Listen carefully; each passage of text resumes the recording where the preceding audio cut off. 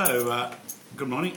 As I said, my name's Graeme, and I'll give you a quick lesson on the types of opal we cut, and then you can decide if you want to look at loose or set ones. Australia's called the lucky country because, amongst other reasons, we've got 97% of the world's lucky opal. It's always been considered a lucky opal throughout history. The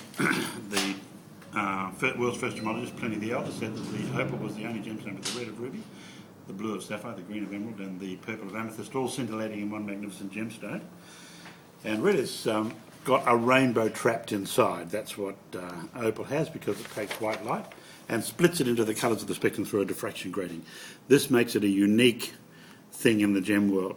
And because of this, a miner can be chipping away at a seam of opal under the ground, and just with the little dull light of his miner's cap, he can see colour sparkling at him. Imagine you're a miner and you hit the little gap there, voila, you saw that.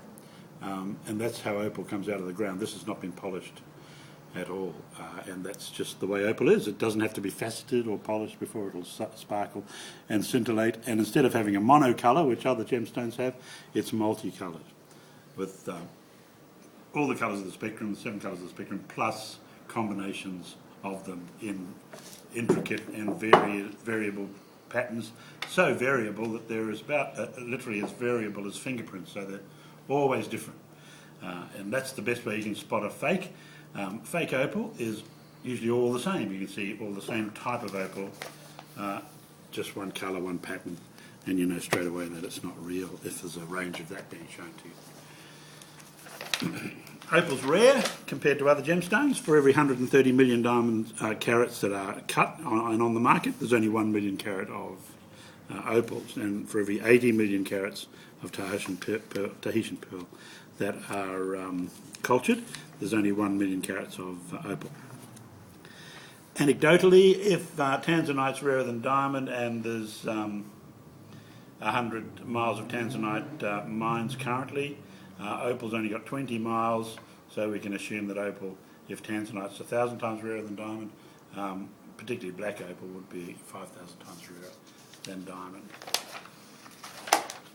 Diamond occurs in the Great Artesian Basin, and most of it's white, 60% is white, 30% is crystal, and only 5% is boulder and black. These are the two very rare ones. This is boulder opal here.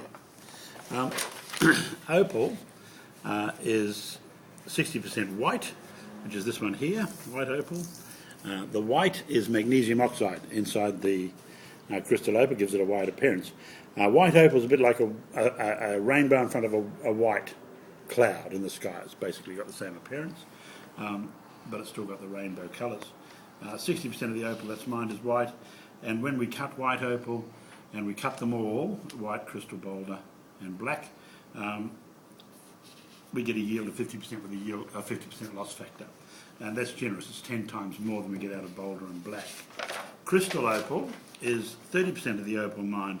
So 90% of the opal mined is what's called light opal, 60% white and 30% crystal. Again, when we cut it, we get a 50% yield with a 50% loss factor. And often crystal opal, because it's transparent,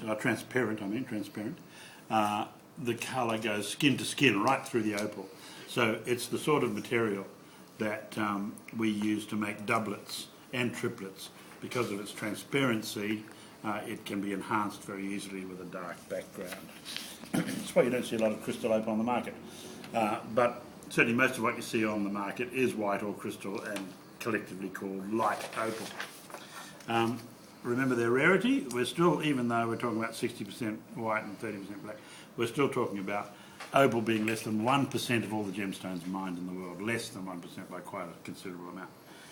Boulder opal is the one that fills up the cracks and the crevices of the ironstone country of southwest Queensland, and very difficult to find. You can imagine something like that being found.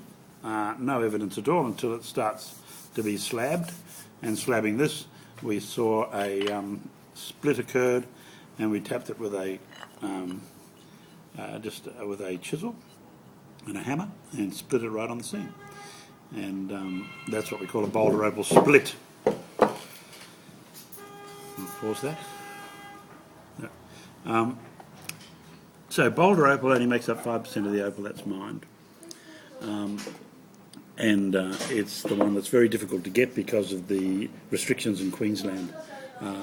Other opal goes up about 15% per annum. Boulder opal and black opal go up at about 25% per year.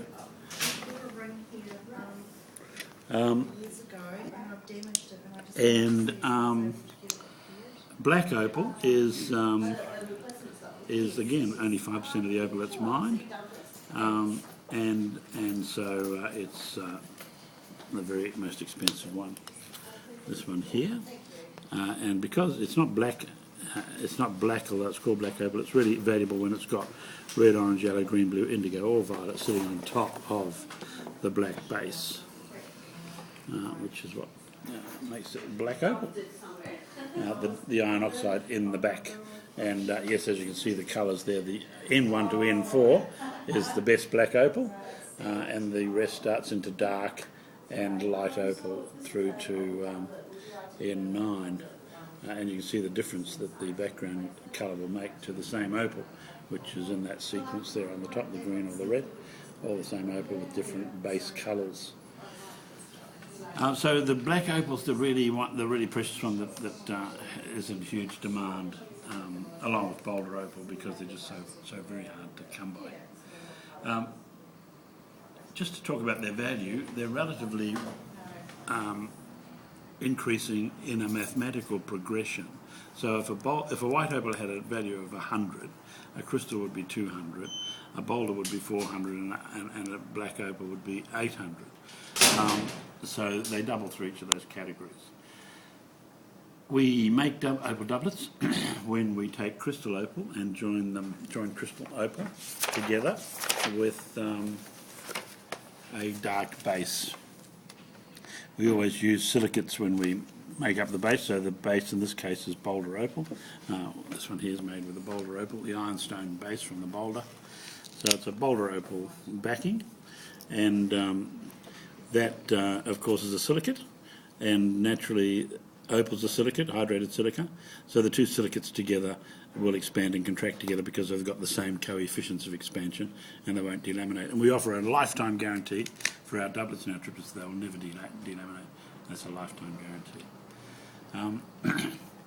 Doublets and triplets look fantastic because of the way they're enhanced. In fact, they look brighter generally even than black opal, because especially the triplet, which has a quartz crystal cap, which is domed, and that dome acts as a lens to magnify the pattern of the opal. The dome also has a higher refractive index. Quartz crystal has a higher refractive index than opal itself, so it actually kicks the colour of the opal up as well. So it's truly enhanced, the opal triplet being more enhanced than the doublet. And the reason it's about half the price of the doublet is that the weight of the triplet is at least half. Sorry, the weight of the opal is at least half the weight of the opal in the doublet. So those are different types of opal, and if we use the same extrapolation for their values, we would go opal with 100, doublet would be 200 for the same weight, size and characteristics. Crystal would be 400, sorry, white opal would be 400, crystal 800, boulder opal 1600, and dark opal 1800. And we'd probably be talking about a carat of opal in a rough kind of a rule of thumb value running through them like that. Still, even really good black opal is only the price of a GVVS diamond anyhow. So you're still getting something which is far rarer than a diamond for the price of what you pay per carat for a rare GVS diamond. There's a couple of synthetics on the market. One's called created opal. The other one's called Gilson opal. And the Gilson is actually a synthetic opal. The created opal is not, but it certainly looks like it. And even fools opal miners when it was first created. It even fooled people on the fields. So that's quite unique and a lot less expensive, of course, about a tenth the price of its equivalent when you want to buy something that looks fantastic but doesn't cost you a fortune. We've got thousands of loose opals and thousands of opals set into jewellery. We'll offer you a very good price. We will make sure we find something to fit your budget, even if it's at our cost, and we'd love to show them to you. Would you like to look at loose or set opals? Which one?